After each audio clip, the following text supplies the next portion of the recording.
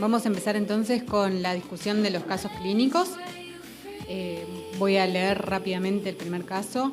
Hombre de 74 años con antecedentes de hipertensión bien controlada, enfermedad pulmonar obstructiva crónica leve y enfermedad renal crónica en estadio 2. Consulta por disnea de fuerza progresiva en los últimos 6 meses, actualmente clase funcional 2-3 de la New York Heart Association. Al examen físico se destaca un soplo sistólico eyectivo de 3 en 6 en foco aórtico con un R2 disminuido. Se solicita un ecocardiograma que informa ventrículo izquierdo levemente dilatado hipertrófico, FEBI de 35%, la aurícula izquierda está levemente dilatada, la válvula aórtica calcificada con un área calculada de 0,80 centímetros cuadrados por ecuación de continuidad, con un gradiente medio de 28 milímetros de mercurio y una velocidad máxima de 3,6 metros por segundo. El volumen sistólico indexado es de 28 mililitros metro cuadrado. La válvula mitral tiene una insuficiencia leve y el ventrículo derecho tiene función conservada. La primera pregunta con respecto a este caso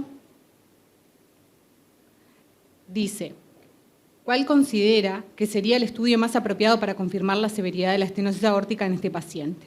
Las opciones son repetir el ecocardiograma transtorácico, realizar un ecocardiograma de estrés con dobutamina a baja dosis, realizar una tomografía computada para cuantificar el calcio valvular y realizar un cateterismo cardíaco con medición invasiva de gradientes. Entonces, tenemos más o menos lo que respondieron en los grupos. La respuesta fue la B, realizar un ecocardiograma de estrés con dobutamina a bajas dosis.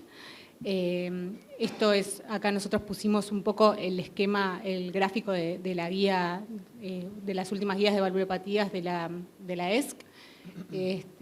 Y lo que surgió como duda, en realidad, es qué papel tendría, si tendría un papel, la tomografía para valorar el calcio en este perfil de paciente. ¿Cami? Bueno, primero, qué cosas ver del ecocardiograma basal, me parece que está importante destacarlo, ¿no? Cuando el informe uno está mirando una estenosis aórtica severa, mirar realmente qué patrón de flujo, incluso si en el ensuma no está puesto, ir a mirar lo que es la descripción de la válvula, lo que el ecocardiografista puso de cuánto calcio tiene la válvula, lo que se pone del volumen latido para definir específicamente el patrón de flujo, si es de bajo flujo o bajo gradiente, ¿tá? Si tiene, recuerden que puede tener un volumen latido o un volumen latido indexado que esté normal y aún así bajos gradientes, esas eran las más probablemente moderadas. En este caso estamos bajo una estenosis aórtica de bajo flujo, bajo gradiente, con FEBI reducida, ¿no? Entonces, ahí lo que las guías siguen recomendando, y está marcado, que lo marcaron los chiquilines en el algoritmo, es definir sobre todo un ecocardiograma de estrés con dobutamina a bajas dosis, porque en este contexto, además de poder confirmar la severidad y descartar que no sea pseudosevera, tiene el valor pronóstico de definir si existe reserva contráctil en ese paciente. O sea, si ese paciente, ante dosis bajas de dobutamina, logra incrementar sus índices de función sistólica, su volumen latido y su fracción de eyección. Pero sería una alternativa y podría ser una alternativa en estos pacientes también, si por diversos motivos está accesible, pedir una tomografía con score de calcio de la válvula aórtica, que recuerden que no es una angiotomografía, es una tomografía sin contraste que cuantifica por unidades Agatston cuánto calcio hay en la válvula para definir la severidad. Sería una alternativa. Perdemos el valor pronóstico de valorar si existe reserva contráctil en este paciente. Muy bien. Vamos entonces a la pregunta 2. Dice: durante el ecocardiograma de estrés con dobutamina a baja dosis se obtienen los siguientes resultados. ¿Cuál de los patrones es más compatible con estenosis aórtica severa verdadera? La mayoría respondieron la opción B, que es el flujo aumenta 26%, el gradiente medio pasa de 28 a 40 milímetros de mercurio y el área valvular permanece en 0,82 centímetros cuadrados. Esto en realidad es el perfil de respuesta del ecodobutamina en una estenosis aórtica verdaderamente severa. Surge la duda, la opción C, para algunos de nosotros, que dice: el flujo aumenta 8%, el gradiente medio se mantiene sin cambios y el área valvular permanece en 0,80. No sé, Cami, si querés comentar esto. Sí, en realidad Esto está bueno porque en la primera opción el flujo aumenta 30%, el flujo se incrementa significativamente, o sea, hay un aumento del volumen latido que es significativo. El gradiente medio se incrementa, pasa de 28 a 35, pero no supera los 40 milímetros de mercurio, que sería nuestro punto de referencia para definir criterio de severidad, y el área valvular aumenta. Entonces, ahí lo que está pasando es que al aumentar el volumen latido, aumentar seguramente la fracción de eyección, la válvula abre más. Entonces, estamos definiendo que no habría porque teníamos un volumen latido muy bajo. En la última opción el flujo aumenta 20%, se estaría ahí como en el límite, el gradiente medio no sobrepasa los 40 milímetros de mercurio y el área se sitúa de nuevo por encima de 1. Entonces, en esos casos, las dos opciones quedaron como descartadas. Los otros dos escenarios está bueno porque da para discutir el flujo. Cuando aumenta 26%, es un aumento del flujo que se considera significativo, el gradiente pasa a valores de severidad y el área permanece severa. ¿Por qué? ¿Por qué severa? Porque en realidad, aunque le aumentemos el flujo, le aumentemos los gradientes, está obstruida esa válvula y no abre más a pesar de mejorar el volumen latido. En el caso C, lo que está pasando es que en realidad tenemos un paciente que ya sabemos que le va a ir mal porque en realidad no tiene un aumento significativo del volumen latido, o sea, el aumento es del 8% y por lo tanto no tiene reserva contráctil este paciente. Entonces ahí no podemos definir, ¿se acuerdan lo que yo les dije del área proyectada? Incluso el área proyectada se debería calcular si hay un aumento del volumen latido que está entre el 10 y el 20%, o sea, un incremento un poco más significativo del volumen latido para poder medir el área proyectada. Y en este caso, en realidad, sabemos mal pronóstico porque no tiene reserva contráctil y no podemos definir si en realidad es verdaderamente severa o pseudo severa. No sé si alguien más quiere, ¿no? ¿Yamel? No, nada, simplemente eso, el ecoestrés nos ayuda de alguna manera a definir esto es pseudo severo, esto es verdaderamente severo, esto es indeterminado y capaz que tengo que utilizar otras herramientas como por ejemplo la tomografía, el score de calcio de la válvula para apoyarme en la toma de decisiones en ese escenario. O sea, este sería el caso de la que te queda luego del ecoestrés, el escenario sigue siendo indeterminado y uno tiene que seguir avanzando en los estudios para definir la severidad de la valvulopatía. Para mí está bueno que si alguien tiene preguntas extra del público, que las haga. Sí, claro. También. Sí, el público, incluso las personas que están conectadas, que nos están siguiendo online, si tienen alguna pregunta para acercarnos, nos van escribiendo y también las transmitimos para el panel. Bueno, vamos con la pregunta 3. Si se confirma la estenosis aórtica severa verdadera, pero sin reserva contráctil, ¿cuál es la recomendación a seguir? Las opciones son A, evitar intervención y continuar solo con tratamiento médico. B, indicar intervención quirúrgica o transcatéter según riesgo individual y características del paciente. C, realizar valvuloplastia aórtica como estrategia terapéutica definitiva. Y D, posponer la intervención hasta mejoría de la FEBI. En esta pregunta, en realidad, la mayoría contestó indicar intervención quirúrgica o transcatéter según riesgo individual y características del paciente, que, bueno, consideramos es la opción más correcta. Las dudas que surgieron con respecto a esta pregunta es si la reserva contráctil influye en la decisión de tratar. ¿Tá? No sé si alguien quiere hablar sobre la reserva contráctil y su condicionamiento. Yo un detalle desde el punto de vista de clínico, de intervencionista y no imagenólogo, es que la reserva contráctil obviamente que te va a dar la información pronóstica y lo tenemos súper claro, pero estos pacientes, si realmente consideramos que es severa, le tenemos que cambiar esa válvula porque sabemos que le van a beneficiar, no tanto como si tuviera reserva contráctil, pero significativamente la evolución va a ser mejor. Dicho esto, no es tan sencilla esa decisión. ¿Ah? ¿Por qué? Porque estos pacientes que están tan perfectos en esta historia, que está tan claro, no, en la vida real a veces son más complejos y uno tiene que empezar a pensar por qué ese paciente no tiene reserva contráctil, en qué estadio de la enfermedad está, el estadio de Generó que mostraron hoy, si es un estadio 4, ya con disfunción del ventrículo derecho, bajo gasto, más de 80 años. Entonces ahí ya entran a haber otras cuestiones que no son las que están en las guías, la indicación clarísima de recambio valvular aórtico y es si es fútil o no en la intervención, ¿entienden? Porque yo puedo tener una estenosis aórtica severa, de bajo flujo, bajo gradiente con FEBI disminuida y con un ventrículo derecho disfuncionante, bajo gasto, 83 años, insuficiencia renal, Y ahí Y cardiopatía es isquémica asociada. También, ahí es que hasta es discutible si yo le voy a ofrecer un beneficio significativo, ¿entienden? De una intervención que el TAVI sería de bajo riesgo real, porque la intervención es poco probable que se muera, pero ¿cuánto más va a vivir esa persona? ¿Entienden? Entonces, este caso que es súper claro que a pesar de no tener reserva contráctil, la indicación de tratamiento está súper indicada, sepan que en la vida real podemos ponerlo como una zona un poquito más gris y que se tiene que discutir más individualizada, ¿entienden? Yo solo para dar ese detalle porque si aplicamos directamente las guías a todo lo que nos pasa en el día a día, vamos a ver algunos pacientes que los vamos a sobretratar y tal vez algunos pacientes a infratratar. Que no me voy a meter en eso, pero en la primera pregunta tal vez alguno de esos pacientes también tendría que tratarse y acá lo habíamos sacado de contexto. ¿Ah? Pero entiendan eso, que la reserva contráctil es pronóstica y que tenemos que individualizar ese paciente que no tiene reserva contráctil. La mayoría van a ser tratados, un pequeño porcentaje no. Continuamos entonces con este caso clínico. Se le solicita una tomografía cardíaca que informa score de calcio valvular de 1900 unidades Agatston, válvula aórtica bicúspide, confusión de los velos derecho e izquierdo y leve extensión de la calcificación al tracto de salida del VI. Área del anillo aórtico de 4.7 centímetros cuadrados y accesos femorales con diámetro mínimo de 5.8 milímetros y una calcificación moderada. Entonces, la pregunta es, ¿cuál es la estrategia más apropiada?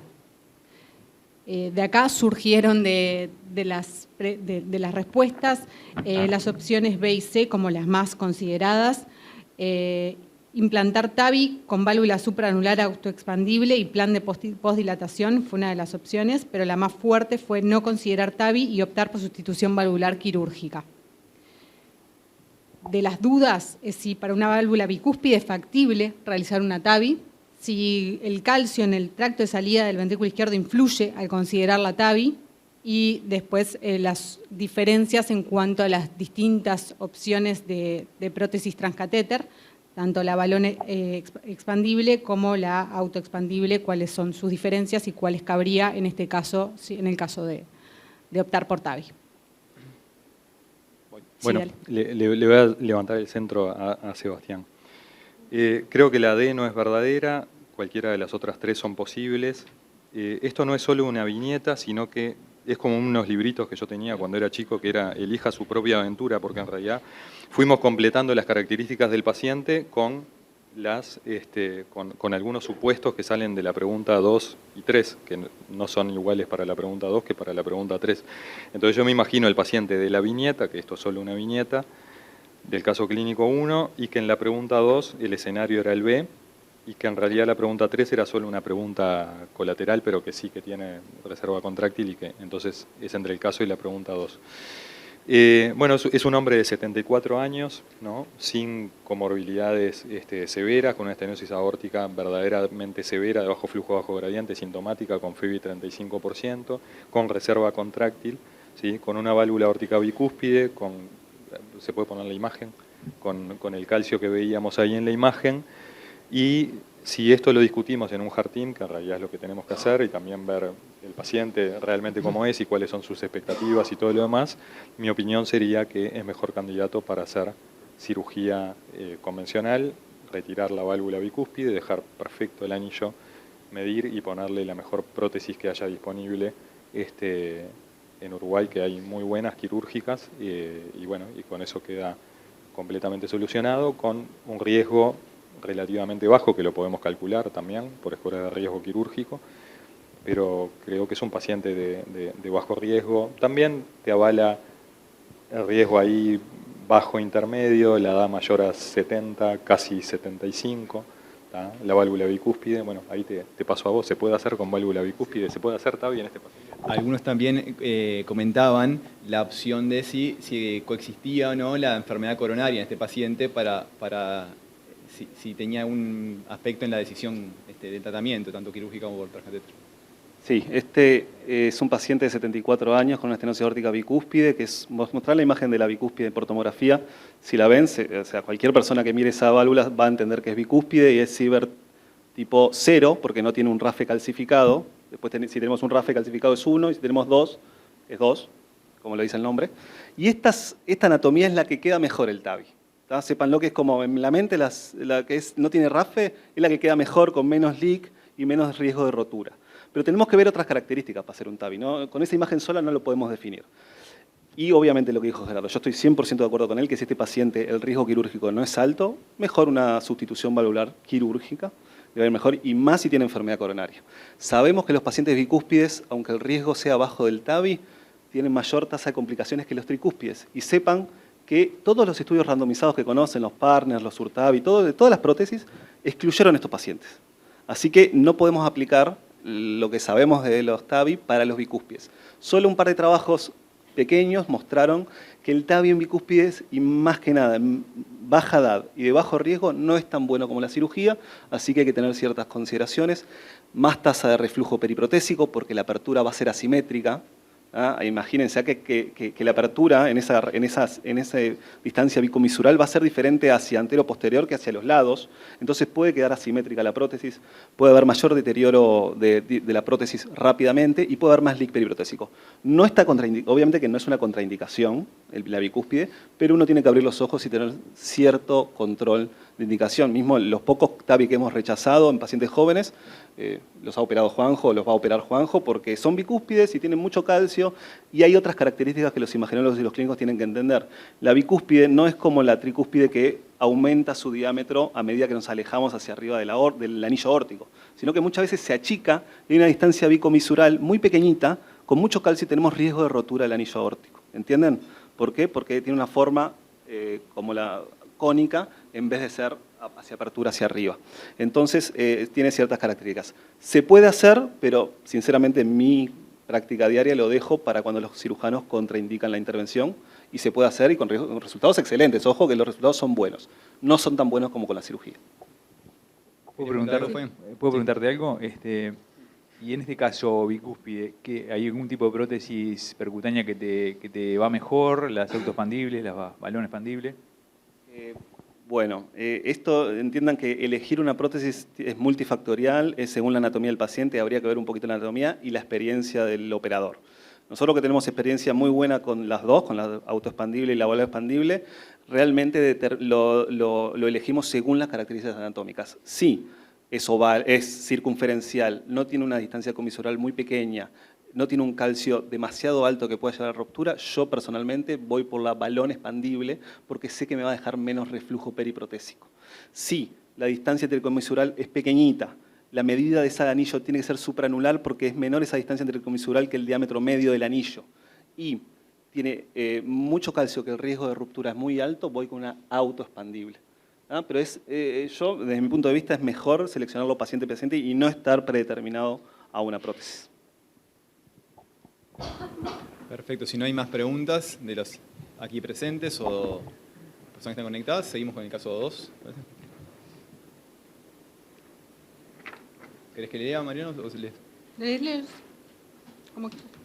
Bueno, vamos con el caso número 2 entonces. Se trata de una mujer de 80 años con antecedentes de hipertensión arterial controlada, tiene fibrilación auricular paroxística en tratamiento y tiene un antecedente de cirugía de túnel carpiano bilateral de hace 5 años. Consulta por disnea de esfuerzo progresiva, actualmente clasificacional 2-3, y tiene episodios de síncope hace 2 meses con caída de su altura, por lo que no consultó. Al examen físico se destaca la ocultación de un soplo sistólico eyectivo de intensidad 2-3 en 6 en foco aórtico. Acá tenemos, no sé si lo estamos viendo, el electrocardiograma. No sé si alguno de los panelistas quiere comentar algo del electrocardiograma de esta paciente. Básicamente lo que vemos es el hallazgo de... ¿Quieres comentar algo? Bueno, comentar básicamente los hallazgos principales de esta paciente. Es un electrocardiograma que muestra un ritmo sinusal, tiene alguna extracción ventricular y tiene microvoltajes y la presencia de bloqueo de rama completo de rama derecha. Avanzando con la historia, dice que se le realiza un ecocardiograma que evidencia una bola aórtica con velos engrosados y apertura reducida, con gradiente medio de 26 y área valvular de 0,64 centímetros cuadrados, calculada por ecuación de continuidad, con un volumen indexado de 30 mililitros metros cuadrados, en un ventrículo izquierdo hipertrófico, un miocardio de aspecto granular, FEBI de 55% conservada y un patrón de strain longitudinal con preservación apical. No sé si Fabián querés hacer una consideración de esta historia. Bueno, sí, tiene una estenosis aórtica severa definida por área, con bajo gradiente y con volumen latido bajo, o sea que es una estenosis aórtica paradojal típica. con FEBI conservada, ¿verdad? Y que por su presentación clínica, por la edad, por la presentación clínica, aparte de considerar que es una estenosis aórtica severa que está sintomática, tiene muchos elementos o red flags orientadores a que pueda tener una amiloidosis, ¿no? Una enfermedad infiltrativa asociada, y que eso le confiere algo de tener algunas connotaciones a la hora del manejo y del diagnóstico, ¿no? Bien, creo que Fabián ya nos respondió la primera pregunta entonces, donde preguntamos, dado los hallazgos del ecocardiograma, ¿cuál es el diagnóstico? Las opciones eran la estenosis aórtica severa de alto gradiente con FEBI conservada, estenosis aórtica severa de bajo flujo, bajo gradiente paradójica, estenosis aórtica moderada con remodelado ventricular y flujo bajo, y estenosis aórtica severa de bajo flujo, bajo gradiente con FEBI reducida. Fabián ya nos dejó claro entonces que se trata de una estenosis aórtica paradojal. Si no hay más comentarios de esta, creo que todos estuvieron de acuerdo en estas preguntas, no hubo ninguna discrepancia en las respuestas. Avanzamos. Ante la discordancia ecocardiográfica en sospecha de estenosis aórtica severa, ¿cuál es el siguiente paso recomendado para confirmar la severidad anatómica? Y las opciones eran la tomografía cardíaca con cuantificación del calcio valvular, el ecoestrés con dobutamina, ecocardiograma transesofágico para optimizar las mediciones del tracto y la realización de un cateterismo cardíaco con medición invasiva de gradientes. Mariana, acá las... Sí, acá en realidad la mayoría respondió la opción A, que es la tomografía cardíaca con cuantificación de calcio valvular. Si bien transmitieron también que preocupa la probabilidad de mayor cantidad de mayor fibrosis en esta paciente, que es una mujer de 80 años, y con una sospecha o un alto índice de sospecha de amiloidosis. ¿Ah? Bueno, entonces el planteo es, en el caso de que tenga más probabilidad de fibrosis que de calcio, si la tomografía nos va a definir o cómo haríamos para definir en ese caso. Si habría lugar, en este caso, el contraste, además del score de calcio valvular. Bueno, en realidad lo más disponible en nuestro medio es hacer una tomografía sin contraste para medición directa del calcio, ¿no? Eso es por lo que nosotros nos solemos guiar y no tenemos tanta capacidad de medición de la fibrosis. No sé si Natalia quiere participar, quiere hacer un comentario adicional. Pero nos pareció interesante la pregunta, sobre todo por el alcance de la tomografía, y en estos pacientes que realmente, como explicó también ya Mel, son pacientes que tienen un nivel de afectación más fibrótico y no tanto calcificado. Bueno, muchas gracias. La verdad que en Uruguay, hasta donde yo sé, no hay experiencia de cuantificación de fibrosis de las válvulas con tomografía con contraste.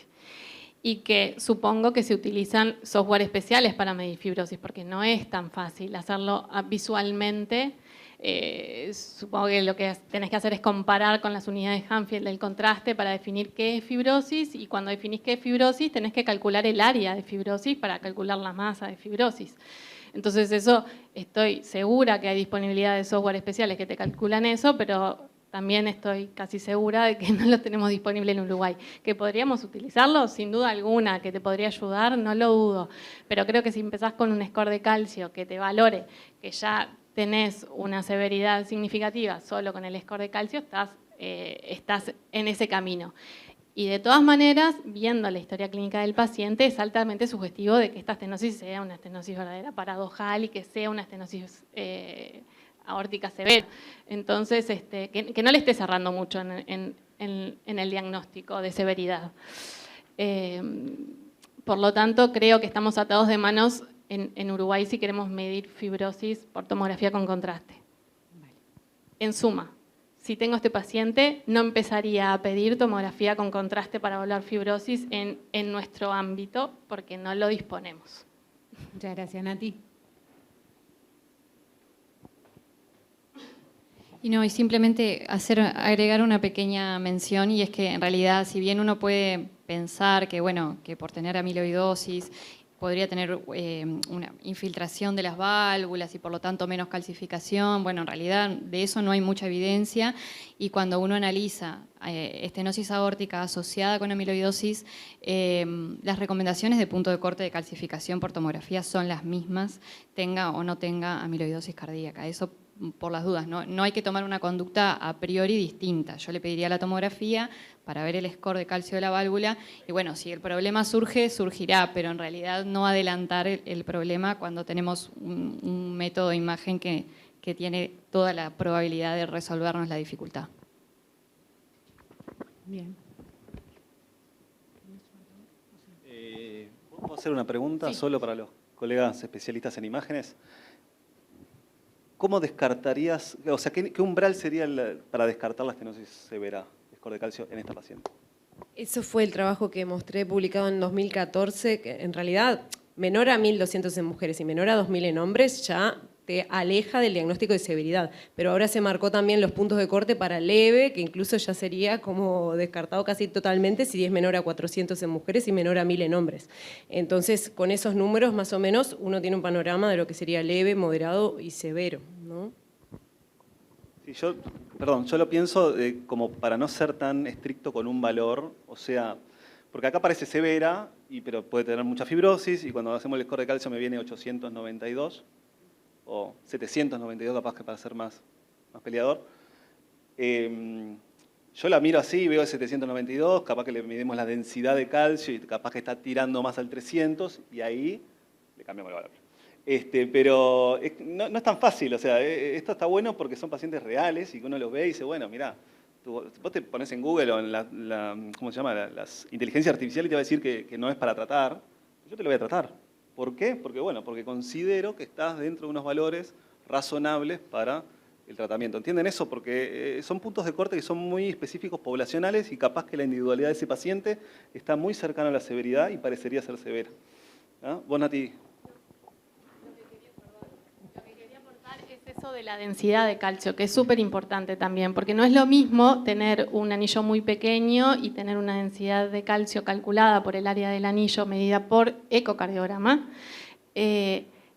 alta, aunque tengas un valor absoluto de score de calcio que no te dé con criterios de severidad. ¿Se puede comentar cómo es que se llega al valor de densidad? De densidad, lo que necesitas es el cálculo de score de calcio y el área del anillo medida por ecocardiografía. O sea, vos no necesitas un área de anillo medida por tomografía, no necesitas hacer contraste para eso. Ya con el área del anillo medida por ecocardiografía es una división del score de calcio. O sea, que tenemos un paciente con un anillo de 20, sabemos que tiene un área de 3,14. Claro. El score de calcio sería dividido 900 dividido 3,14, y ahí tenés una densidad de score de calcio según el área del anillo, porque no es lo mismo un anillo pequeño con un valor absoluto no de severidad, pero en densidad te va a dar de severidad porque hay criterios de severidad. Entonces, eso es otro dato del score de calcio que es importante cuando uno hace un score de calcio, informar la densidad de calcificación siempre y cuando tenga el área o el diámetro del anillo y calcule el área. Tenemos una pregunta de que llegó de las personas que están conectadas, que tal vez la dejamos para más adelante, porque es sobre respecto de los accesos vasculares y el diámetro mínimo para considerar la TAP, y capaz que en las preguntas siguientes lo podemos mencionar. Vale, perfecto. Pero invitamos a que sigan preguntando, si es que vienen más preguntas, las vamos acercando. Sí, claro. ¿El coeficiente de obstrucción podría aportar en cuanto a digamos, acercarnos a la verdadera realidad, digamos, a la verdadera severidad de la paciente, que no está aportado acá? Sí, muy buena la pregunta. Sin duda que había un paso previo acá, que cuando nosotros nos enfrentamos a una estenosis aórtica severa, paradojal, de bajo gradiente, bajo flujo, con FEBI conservada, lo que tenemos que hacer es verificar el paso a paso de que lo que estamos haciendo está bien, porque si nosotros le erramos alguna de estas medidas, podemos estar sobreestimando la severidad de la estenosis. Si nosotros medimos mal el tracto, nos va a dar un área más baja que el área real que puede llegar a tener. Entonces, el primer paso en el algoritmo, y lo dice la guía, es revisar que las medidas que estamos haciendo están bien. Cuando hacemos eso, el área nos sigue dando bajo, otro elemento que nos orienta y nos apoya es el índice de obstrucción, que cuando es debajo de 0,25 apoya muchísimo a que la estenosis es verdadera versus si el coeficiente de obstrucción, que lo que hace es medir las velocidades en el tracto de salida, las compara contra las velocidades a través de la válvula aórtica, nos dan más de 0,25. Nos pone en la duda cuando más de 0,30 lo aleja muchísimo que sea una estenosis aórtica significativa. Entonces creo que como mensaje es que el ecocardiografista, el técnico que está haciendo el estudio, cuando se enfrenta a ese escenario, revea y que valide el informe como que realmente le pone esa categoría de que es una paradojal verdadera, ¿verdad? Y para eso tiene todas esas herramientas para poder llegar a esa conclusión. Y lo que pasa es que el objetivo del coeficiente de obstrucción es tratar de independizar de las condiciones de flujo, ¿no? Obviamente. Y revisar lo que decía Fabián. Y otra cosa que también se puede medir y que puede estar en los ecos y que puede servir a la gente cuando está haciendo ecocardiogramas es el tiempo al pico máximo de la velocidad aórtica. Lo mismo que cuando ocultamos, yo siempre le digo a los residentes, cuando ocultás un acmé tardío del soplo, que ya casi no hablamos clínicamente de eso, pero eso también se ve en el ecocardiograma porque el pico del Doppler continuo de aórtico es tardío. Entonces también si me informan un tiempo de aceleración o un tiempo al pico aórtico mayor a 100 milisegundos también es sugestivo de severidad, ¿no? Esos son como parámetros que uno puede, cuando ve un informe, ir a buscarlos. Nacho, quería decir algo breve de lo anterior que estábamos hablando, porque si no me queda colgado.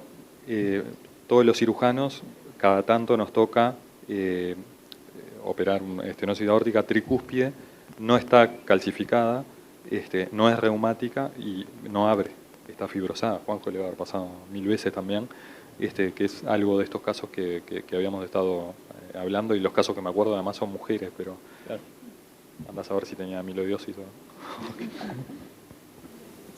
Bien, sin más preguntas, entonces seguimos con la pregunta número 3. Acá se nos fueron las dudas porque dice: la tomografía cardíaca informa una puntuación de calcio valvular aórtico de 3.200 unidades Agastón, ¿y cuál es la afirmación más correcta en este escenario? Confirma la estenosis aórtica severa, dado que supera el umbral diagnóstico específico para mujeres. El hallazgo es compatible con estenosis aórtica severa, pero requiere correlación con ecoestrés con dobutamina para demostrar la repercusión funcional. Aunque la puntuación es elevada, no puede utilizarse para confirmar la severidad si existe discordancia entre área valvular y gradientes, y orienta a estenosis aórtica severa, pero debe complementarse con una evaluación hemodinámica invasiva antes de considerarlo concluyente. ¿Sí? No sé si... No, acá en realidad no hubo mucha duda, todos respondieron la A, que bueno, confirma la estenosis aórtica severa, dado que supera el umbral diagnóstico específico para mujeres. Pusimos ahí lo que estuvimos hablando, que cuantifica la carga de calcificación en la válvula, y punto de corte, tanto para mujeres como para hombres, están puestos ahí. Para las mujeres mayor a 1.200 y para los hombres mayor a 2.000. Bien. Pregunta número 4. ¿Cuál de los siguientes antecedentes debe considerarse un red flag de amiloidosis ATTR en este caso?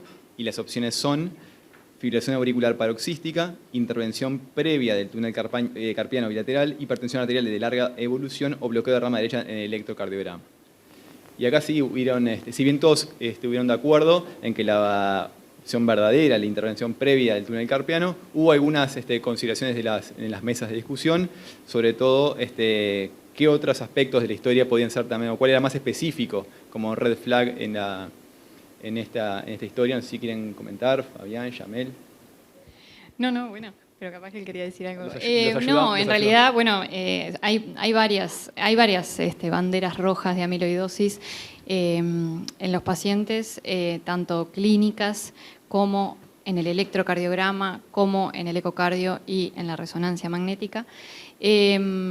Habitualmente uno sospecha a partir de las clínicas y ecocardiográficas, bueno, el electro por supuesto que también, pero digo, son las que tenemos más disponibles. Yo creo que este paciente, la rotura de túnel carpiano bilateral es bastante sugestiva y es bastante... Entiendo que es frecuente la fibrilación auricular en la población con amiloidosis cardíaca. De ese lado uno podría decir, había una pequeña trampa en la pregunta, es frecuente, pero en realidad no es de los hallazgos más típicos de la amiloidosis, que cuando uno revisa, bueno, en el electro que suele tener, y bueno, suelen tener, lo más frecuente es el patrón de pseudoinfarto, es lo más frecuente, seguido de los microvoltajes, que esta paciente también los tenía, y luego los trastornos de la conducción auriculoventricular, que son también frecuentes. Y bueno, dentro de los red flag clínicos tenemos ese del túnel carpiano bilateral, hay muchos más, está la neuropatía, está la estrechez lumbar, un montón de cosas que uno puede ir interrogando y poniendo atención para pensar en la amiloidosis. Del ecocardiograma, bueno, también los habíamos comentado, la presencia del aumento del espesor parietal, el aspecto granulado del miocardio, el patrón de strain con conservación apical, que en realidad también se puede ver en la estenosis aórtica aislada, y eso lo hemos visto también mucho nosotros que cuando haces un ecocardiograma y bueno, sugerís y bueno, y después no se confirma la amiloidosis, eso es frecuente, pero bueno, uno va sumando y cada punto que sumamos aumentamos la probabilidad. Lo interesante es que esta paciente tenía en el electro microvoltajes incluso con un bloqueo de rama, o sea, a veces no llega a cumplir los criterios estrictos de microvoltajes, pero si yo veo un paciente que tiene un bloqueo de rama derecho, izquierdo, y en realidad los voltajes no son tan altos como los esperados, también me tiene que llamar la atención, sobre todo si después recibo el informe de un eco y me habla de un severo aumento de la masa miocárdica, ¿no?, del ventrículo izquierdo. Eso ahí hay que prestar atención a la falta de correlación entre lo que son los voltajes electrocardiográficos y los resultados que me dan los estudios de imagen. Sí, lo mismo sucede también a veces en algunos pacientes que nos llegan, que tienen hallazgos de ecocardiogramas con hipertrofia y eran hipertensos y ahora están normotensos, entonces llegan porque no toleran la medicación y es porque realmente ahora están normotensos, entonces de ahí surge la sospecha inicialmente. Así que bueno, interesante también la pregunta para seguir avanzando. Seguimos con la pregunta número 5. Con respecto al abordaje terapéutico integral en esta paciente, ¿cuál de las siguientes estrategias sería la más adecuada? Y preguntamos, priorizar el tratamiento de la posible amiloidosis, por ejemplo con tafamidis, y diferir el reemplazo valvular hasta evaluar la respuesta clínica a la terapia. Realizar valvuloplastia aórtica con balón como estrategia inicial, dado el potencial beneficio limitado del reemplazo valvular en pacientes con amiloidosis. Realizar TAVI y evaluar la posible amiloidosis, instaurando tratamiento específico si se confirma a fin de optimizar el beneficio clínico global, e indicar sustitución valvular aórtica quirúrgica, ya que permite realizar biopsia miocárdica directa. Bueno, con respecto a esta pregunta, hubo consenso de que la opción verdadera es la C, que sería realizar TAVI y evaluar la posible amiloidosis y instaurar el tratamiento de amiloidosis en el caso de que se confirme, porque esto tiene un beneficio clínico y mejora el pronóstico de este paciente. Surge la duda de la opción A, que es priorizar el tratamiento de la amiloidosis, iniciarlo, y diferir el reemplazo valvular hasta evaluar la respuesta clínica a la terapia. Eso lo plantearon como una duda, no sé qué opina el panel. No, bueno, en principio, a ver, siempre que el paciente es uno y siempre hay que discutirlo y las decisiones se toman en un equipo multidisciplinario, porque digo, nosotros tenemos acá datos, pero siempre hay datos que pueden importar y uno primero tendría que descartar que no hubiese futilidad terapéutica, ¿no? Que no estuviéramos en una situación donde no planteamos intervenir. Descartando eso, si el paciente, si no hay nada, como decía Gerardo, si no hay nada por lo cual yo no tenga que intervenir, en realidad lo que hasta el momento, los estudios que tenemos disponibles, que estos pacientes hay que tratarlos con TAVI, es lo que muestran los metaanálisis, porque eso les disminuye la mortalidad a este grupo de pacientes. No es excluyente de que obviamente tenemos que empezar el tratamiento de la amiloidosis de acuerdo a lo que confirmemos. O sea, yo creo que la opción correcta es la C. Y más en nuestro medio, donde a veces conseguir el tratamiento para amiloidosis ATTR también es un tratamiento de alto costo, a veces no es fácil, entonces no diferiría hasta empezar el tafamidis. Creo que solucionaría la estenosis aórtica y iría por un camino paralelo la pesquisa de la amiloidosis y el inicio eventual de tratamiento. Sí, 100% de acuerdo, solo agregar que hay que charlar con el paciente y con la familia que tiene 2 enfermedades, que vamos a tratar una inicialmente con el TAVI y que el beneficio en la calidad de vida va a estar completo cuando hagamos el tratamiento completo, obviamente, porque estos son los pacientes que te llegan en clase funcional 3 y al mes siguen en clase funcional 3 y uno dice, pero está bárbara la prótesis. Y bueno, porque tiene otra enfermedad que no estás tratando. Y estos pacientes, yo no soy especialista, casi que no amiloidosis, pero tienen tratamiento específico ya actualmente y hay que ir atrás de ese tratamiento, porque les da beneficio en calidad de vida y en pronóstico.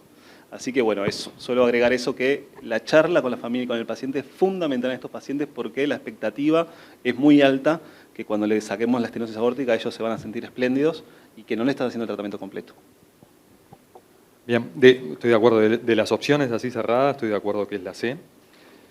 No mandaría a operar a un paciente para hacerle la biopsia miocárdica, por eso la D ni la pienso. Ahora, esta señora, ¿no?, que yo me la imagino que tiene 80 años y está bien, que tiene un montón de cosas por la cual no me seduce particularmente operarla, ¿no? Tiene 80 años, una estenosis aórtica paradojal, seguramente ventrículo chiquito, no me acuerdo qué más. Querría ver el caso de verdad y la ecografía de verdad y la TAC para TAVI y el anillo, el tracto de salida, la aorta y los accesos, porque hay un montón de información que falta, ¿no? Entonces le hago una pregunta imaginaria a Seba para picarla así un poco. Imagínate, tiene válvula aórtica bicúspide, tipo 1, tipo 2, un montonazo de calcio, no sé, tiene 3200 de calcio en el score de calcio, y accesos son chicos, ¿no? Tiene normal, podés ver 4,5 de un lado, 4,8 del otro. ¿Ah? ¿La podemos discutir ahí? Sí, obvio. Obvio que si el cirujano... anillo razonable, con mucho calcio, bicúspide y con accesos pequeños.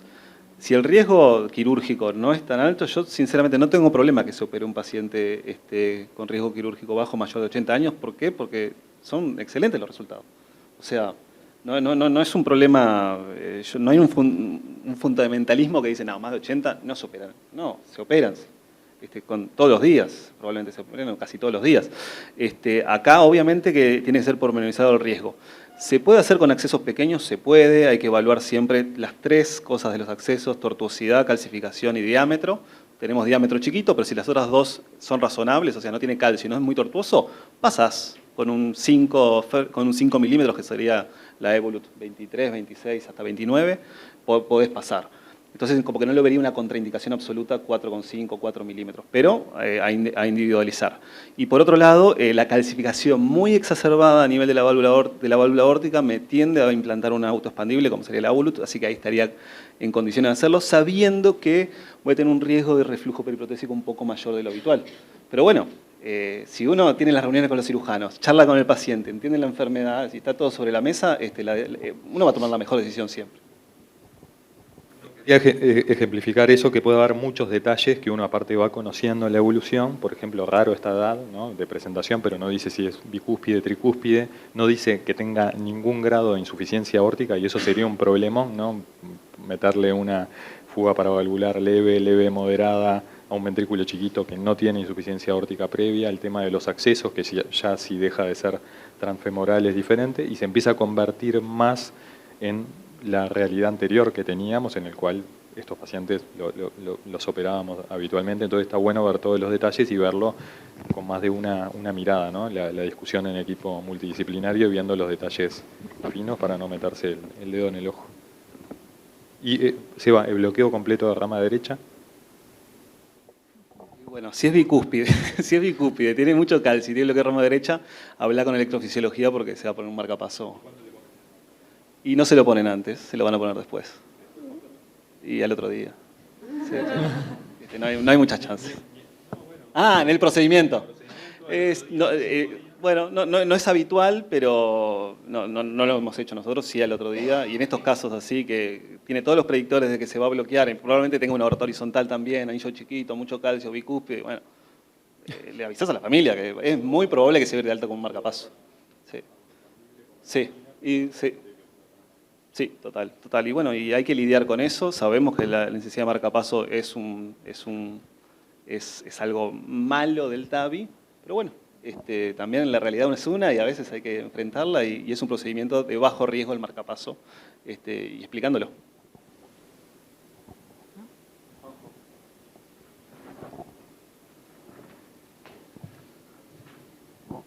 Otra pregunta en un paciente, esta es una mujer de 80 años, que si para algún factor tiene que volver para la cirugía, yo creo que acá hay una discusión que es, una mujer de 80 años se imagina una gordita con anillo chico, porque tiene amiloidosis.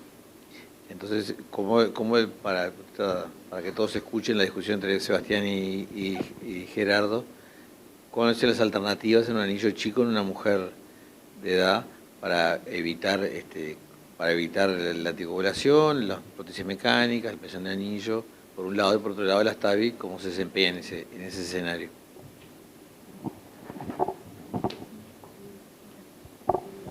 Yo creo que empezaríamos a considerar hacer cirugía en esta señora después de tener la valoración total, ¿no? Por ejemplo, tener la tomografía de TAVI, por lo cual tendríamos la forma del anillo, el diámetro, el perímetro, cuánto calcio tiene, dónde está, cómo es la aorta, todo lo demás.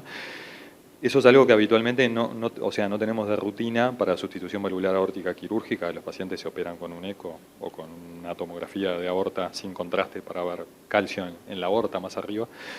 Y en este caso sería medio como que terminan cirugía de rebote por alguna condición anatómica, por ejemplo, que hace que hubiera algún problema o un riesgo aumentado haciendo TAVI. Entonces tendríamos mucha información y podríamos saber, ¿no?, con su superficie corporal y todas esas medidas, si entra dentro de la ecuación y de la discusión del HEART-TEAM de que el procedimiento quirúrgico no es sustitución valvular aórtica aislada convencional y hay que hacer, por ejemplo, una ampliación anular, que sería la alternativa, que hay varias técnicas para poner un dispositivo más grande. Yo creo poner una válvula mecánica a una señora de 80 años, poder se puede, pero termina siendo también pesado, o sea, una cosa en contra.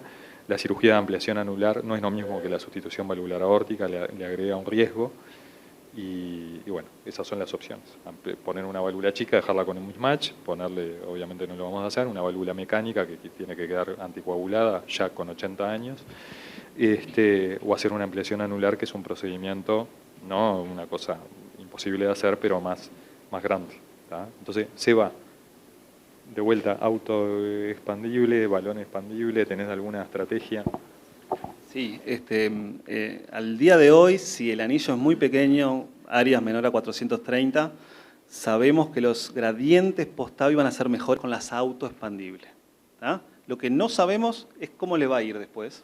A 2 años los gradientes son menores, el mismatch por definición es menor, la definición de daño estructural protésico es menor, pero sepan que esa definición incluye el gradiente más de 20. Entonces, si tiene 21, ya tiene daño estructural y es un poco agarrado de los pelos porque el paciente está asintomático, olímpico, y lo catalogan como con daño estructural.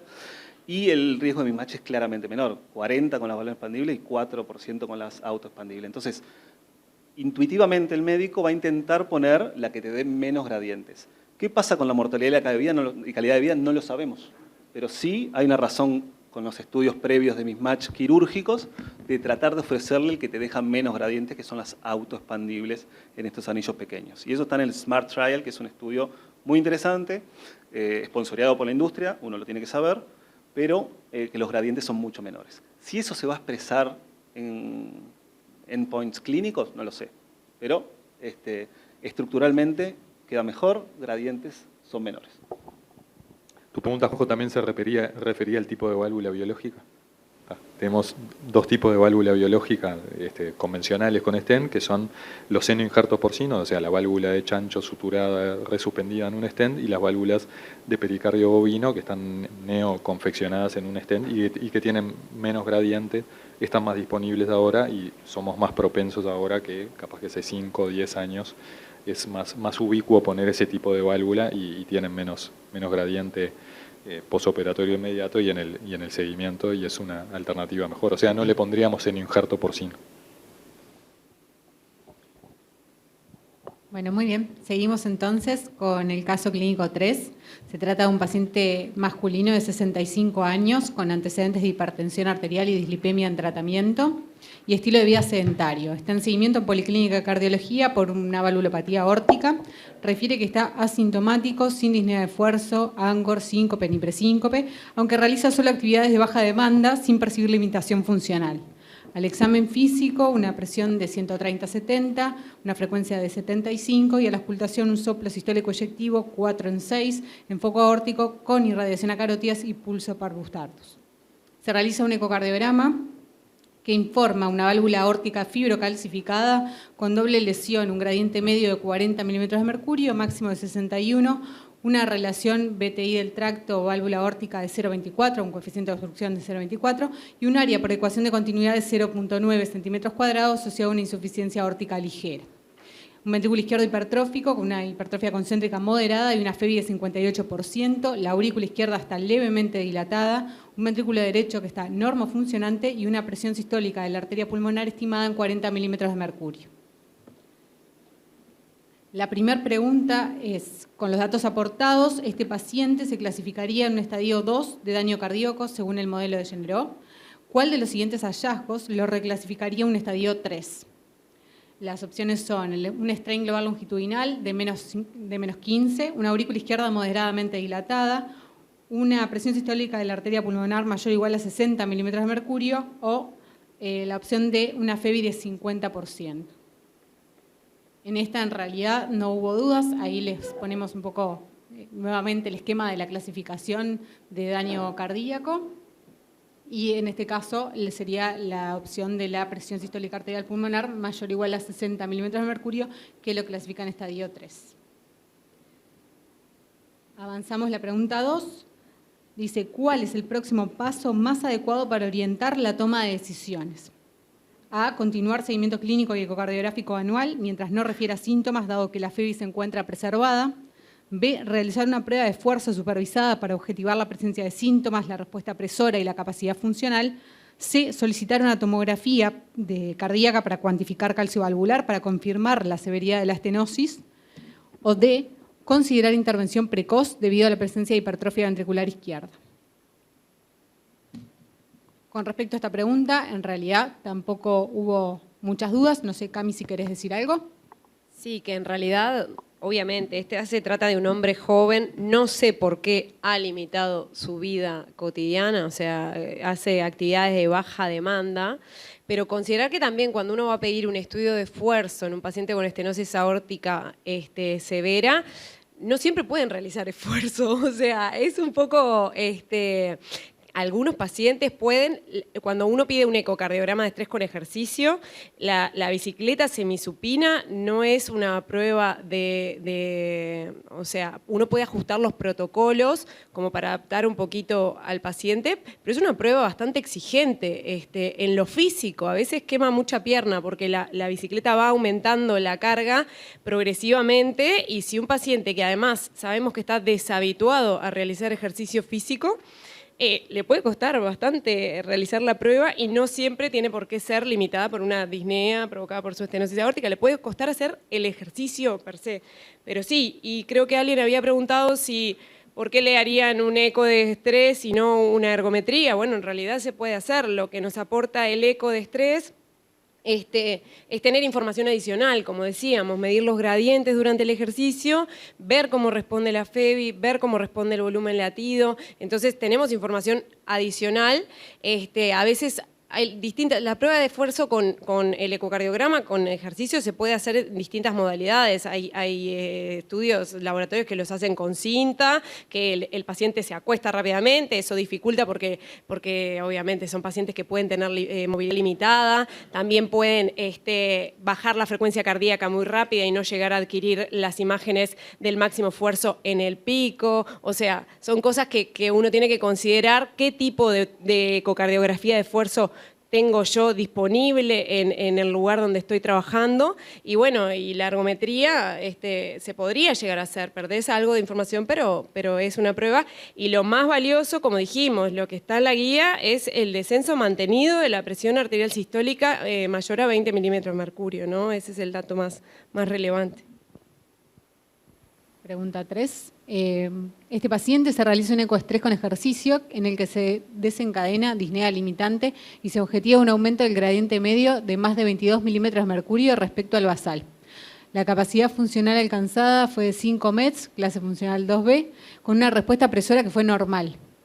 Como dato del ecocardiograma de estrés es que el strain global longitudinal basal es de menos 13%.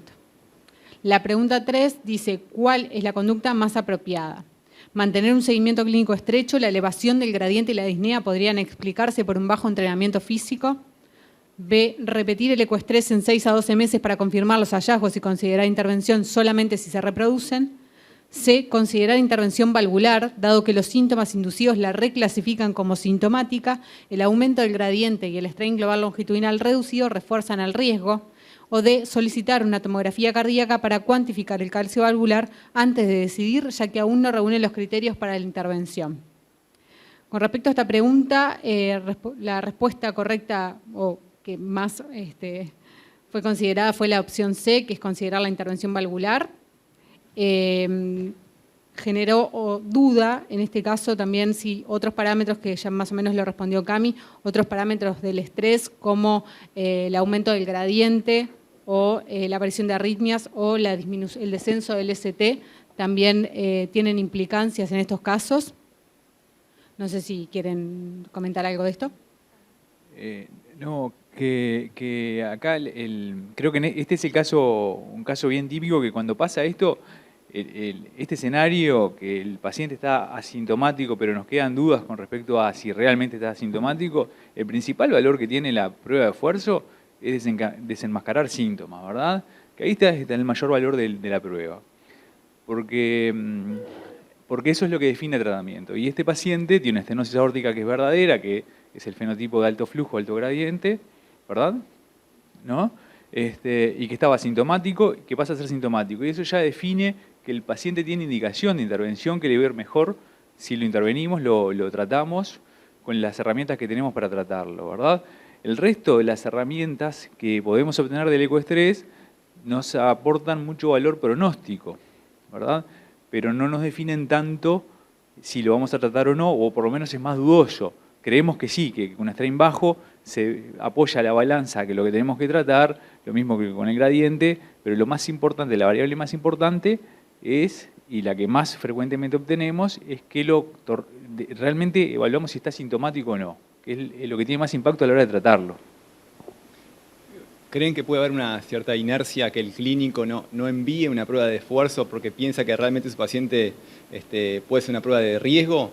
Someterlo a un estudio de esfuerzo en una estenosis aórtica severa que las dudas de si es sintomático o no, ¿le plantea dudas o no? Es sesgada tu pregunta. Porque obviamente eso pasa. Nadie quiere subir a alguien a hacer ejercicio físico cuando le quedan dudas sobre si está sintomática o no está sintomática, ¿no? Muchas veces la disnea de esfuerzo no te la relatan como una disnea de esfuerzo de me falta el aire, me ahogo, subo el repecho y no puedo respirar. Te dicen, no, me canso, en realidad tengo que parar, pero pienso que son las piernas. Eso es un relato frecuente en la policlínica cuando ves a los pacientes, ¿no? No leen los libros, como decimos todos, ¿no? Entonces, sí, obviamente que se deriva menos a test de esfuerzo. Mientras se haga capaz un seguimiento muy estricto, se le expliquen bien los síntomas que tiene que monitorizar el paciente, se evalúe realmente la capacidad funcional que tiene en su vida cotidiana. Ya llamaba la atención que ella dice que no hacía cosas, una persona de 65 años, ¿por qué no va a hacer actividad más vigorosa? O sea, algo lo está limitando y tenemos que pensar que pueden ser síntomas. Hay que convencerlo que es sintomático entonces. Yo también puedo contestar la pregunta que hiciste, Nacho. Yo las pocas veces que lo comentaba con los colegas que he mandado a pacientes asintomáticos a que se hagan una ergometría, me lo devuelven. Me llama el cardiólogo, claro. o me llama para decir que no se la quiere indicar, porque yo pido que le pidan, ¿no? O sea, y a un cardiólogo de otro proveedor, por ejemplo, ¿no? O que se los rechazaron para hacerse la ergometría. ¿tá? Eso es lo primero. No, y lo otro, por lo que vos decías, Cami, este paciente ya está en una etapa 2 de daño cardíaco, ¿no? Y hay pacientes, porque es cuánto te muevas, ¿no? Y qué percepción tengas de los síntomas, pero aparte la actividad que hagas habitualmente. Hay gente que camina 10 metros por día, o sea, que no camina, que no sube una escalera y vive su vida normal sin hacer absolutamente nada. Y bueno, el estadio 2 ya se relaciona con menor sobrevida que los otros estadios y en realidad que cambie con su misma actividad funcional, suponiendo que fuera muy, muy baja, que cambie de estado sintomático espontáneamente en los relatos del seguimiento, puede implicar que cambie de estadio de daño miocárdico, que como vimos en realidad es irreversible y se relaciona con peor sobrevida aún, ¿no? Entonces ahí está un poco el tema del dilema con los pacientes asintomáticos y el seguimiento a largo plazo, porque si no hace nada nunca va a tener síntomas y va a pasar mucho tiempo y cuando veamos algún parámetro ecocardiográfico grosero, ya pasó el tren, ¿no? Bien. ¿Hay más preguntas? Porque a mí me pasa exactamente lo contrario que a vos. Exactamente lo contrario. Yo pido ergometrías, se las hacen las ergometrías y los pacientes vuelven. No me niegan. Depende cada uno en el medio que se mueva. Reconozco que ecoestrés para todos los pacientes así a la pasada no suelo pedir. Pero ergometrías a veces me quedo más tranquilo por esto que vos dijiste últimamente. Y logro que se las hagan. Capaz que hay lugares que la hacen y lugares que no sé. Yo trabajo en un lugar donde se hace. El 70% de los pacientes que opero son de un lugar. Entonces, 95% de los pacientes que opero no son de donde estoy y vos al revés. ¿Puede ser eso? Otra de las dudas que surgió con esta pregunta es si el strain global longitudinal reducido, o sea, el punto de corte de menos 14,7% es suficiente para indicar intervención valvular en pacientes asintomáticos. Bueno, no está indicado por ese parámetro de forma aislada. Como decíamos, sí está evidenciado en ensayos clínicos y en metaanálisis que el punto menor a 14,7 es un factor pronóstico per se, solo por el strain de menos 13, no lo indicaríamos la cirugía. O sea, no es una indicación de guía, ¿no? O sea, nos tiene que hacer sospechar junto con otros parámetros integrados que es el momento oportuno para intervenir a nuestro paciente. Te apoya a avanzar, ¿no? Porque, o sea, una indicación es una política de salud pública y esto es algo más puntual. Como claro, sí. Individualizado, obvio, es que es eso. O sea, las guías son para generalizaciones. Después el paciente individual, obvio, apoya a daño miocárdico. Se podría pensar también en evaluar fibrosis, por ejemplo, en este paciente. Lo que pasa es que nosotros, claro, a veces no llegamos a esa discusión porque no tenemos tampoco tanta disponibilidad de hacerle una resonancia capaz o evaluar volumen extracelular, técnicas de mapeo, eso no está tan disponible en nuestros medios, es una realidad que tenemos que enfrentar, pero en otros lados sí le hacen strain por resonancia, que seguro no tienen limitaciones de la ventana acústica, que es lo que más nos complica para realizar el strain en ecocardiograma, también hacen lo que decía hoy de la cuantificación del volumen extracelular y el realce tardío, ¿no? Eso sería como más pronóstico, pero también el estudio que mostré, que en realidad no mostró resultados con fibrosis intersticial tan prometedores, bien era un estudio que estaba con bajo poder estadístico, todavía tenemos que ser precavidos en esos escenarios aislados, ¿no? O sea, si lo tomamos en un integral con otros parámetros, va más a nuestro favor de intervenir, pero también hay que ser precavido de no exponerlo al paciente previamente a su indicación a riesgo quirúrgico o intervencionista percutáneo. Bárbaro. Seguimos entonces, la pregunta 4 dice, ¿cuál sería la opción terapéutica más adecuada en este paciente? A, TAVI como primera opción, dado que es menos invasiva y acorta la recuperación. B, reemplazo valvular con prótesis mecánica, ya que en menores de 70 años debe priorizarse siempre la durabilidad. C, reemplazo valvular con prótesis biológica. D, TAVI, si la anatomía del anillo y el acceso vascular son óptimos, dado que la selección basada en la morfología prioriza el abordaje percutáneo. En esta pregunta, en realidad, hubo bastantes dudas. La opción B fue una opción votada, reemplazo valvular con prótesis mecánica, ya que en menores de 70 años debe previsarse la durabilidad. Y la opción C también fue votada, reemplazo valvular con prótesis biológica. Bueno, esto es una duda que tenemos, capaz la pueden... Yo voy a decir por qué inicialmente un TAVI, ¿no? ¿Ah? Como para que puedan charlar con un intervencionista que indica TAVI. Y no es la edad solo, o sea, no es la edad, sino la expectativa de vida que tiene el paciente. ¿Ah? El valor de la edad, sinceramente, nos importa muy poco muchas veces, sino la expectativa por delante que tiene. Sabemos que las prótesis TAVI, 7, 8, 9 años, funcionan. ¿Ah? Entonces, si yo tengo un paciente de 65, ¿era? 64, 65 años, yo le veo una expectativa de vida clara a 10 años, por ejemplo, con la TAVI, a los 75 años. Entonces, no me parece lo mejor y lo más razonable hacerle un procedimiento que no sé qué va a pasar después de los 10 años, ¿entienden? Entonces, no es la edad per se, sino la expectativa de vida que tiene el paciente a futuro. ¿Por qué? Porque puede pasar que el paciente tenga 65 años y está muy frágil, muy mal, y yo le voy a mirar y voy a tratar de hablar con cardiogeriatras o lo que fuera y decirle, che, ¿este paciente va a vivir más de 10 años para adelante? Y te van a decir, no, mira, olvídate. Renal crónico en diálisis, disfunción biventricular, lo que fuere, hagámosle un TAVI, ¿entienden? Entonces, para que agarren el concepto de la edad como un punto fijo, discutible, e importa más la expectativa de vida que uno le dé. Sabemos que la expectativa de vida en el Uruguay son 80 años, 77, 78 años. Por lo tanto, desde mi punto de vista, y esto es discutible, y esto entiéndanlo que el fondo habitualmente no lo autoriza, si tengo un paciente que la prótesis me va a dar una sobrevida libre de eventos, razonable, hasta los 78 años, la puedo utilizar. Entonces yo podría utilizar un TAVI a los 71 años, 70 años, ¿entienden?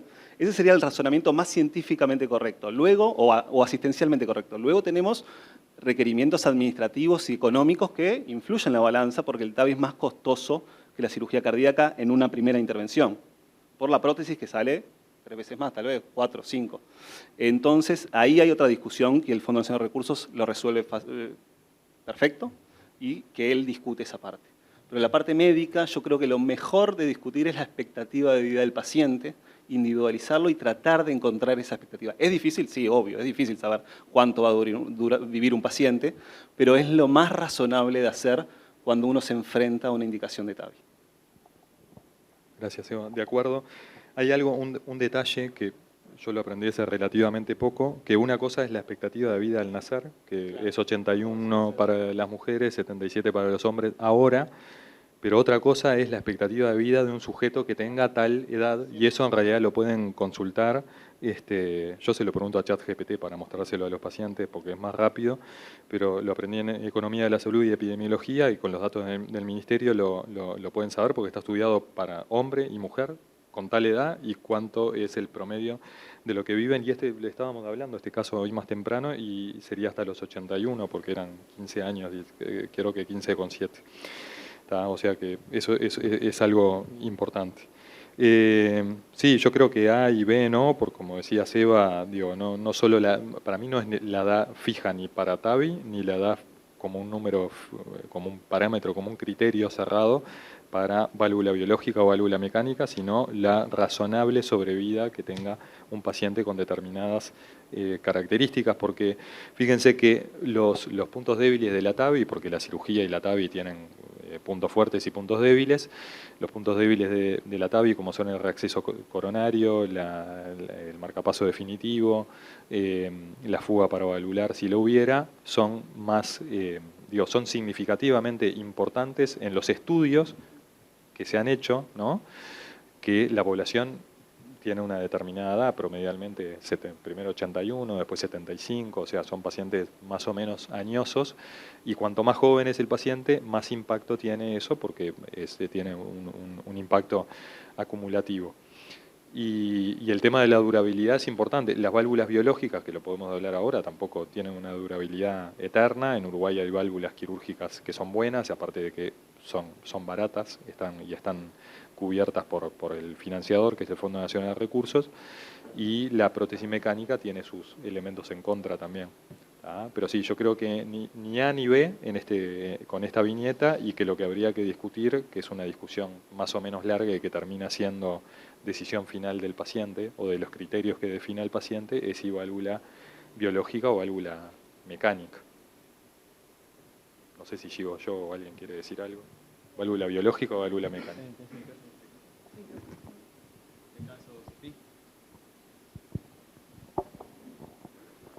Que creo que este no es un problema que tengamos actualmente, pero ¿qué pasa si este paciente decidiera colocarse una TAVI porque le dijeron que la recuperación era mejor, o sea, que decide costearse la TAVI, ¿no? ¿Cuál sería el camino a seguir y qué opinan de TAVI y después cirugía, o si se arranca por TAVI, seguir por TAVI? ¿Qué opinan de eso? Sofi, te quiero empezar a contestar yo porque a mí me pasa esto. Como psicoanálisis voy a decir. La policlínica mía quirúrgica se volvió una pesadilla, porque si antes estaba 30, 45 minutos con un paciente que veía por primera vez estenosis aórtica, ahora absolutamente todos los pacientes, no importa la edad y no importa el riesgo, vienen que se quieren hacer una TAVI. Porque se los dijo el cardiólogo, lo mandó para la TAVI, porque buscaron entre medio.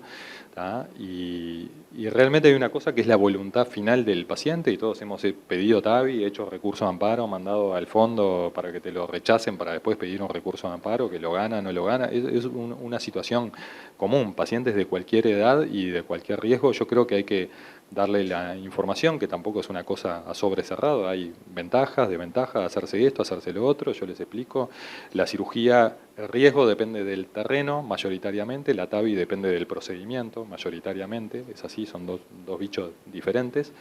Tiene una tal ventaja, otra tal desventaja, y por eso, esos son los argumentos médicos que toma la cobertura, que es el Fondo Nacional de Recursos, o sea, no es caprichoso lo que permite, no permite, cubre, no cubre, más allá de que pueda tener poca flexibilidad y algunos errores, ¿no? Y si quiere ir por el camino sinuoso, y bueno, lo acompañamos por el camino sinuoso, y muchas veces terminamos apoyando un recurso de amparo, 1000 veces de ido, porque la persona no acepta operarse. O sea, es o hacerse TAVI por recurso de amparo o no recibir tratamiento, lo cual, si uno le explica bien al paciente, lo trata, estamos hablando de pacientes jóvenes de bajo riesgo, ¿no? Es poco habitual que terminen persistiendo por ese camino, no sé si... Sí, 100% de acuerdo con Gerardo, y ahí uno le tiene que explicar, así como dijo Gerardo, sinceramente, cuál es el beneficio, cuáles son los riesgos, excluyendo todas las situaciones que sabemos que uno es mejor que otro, ¿no?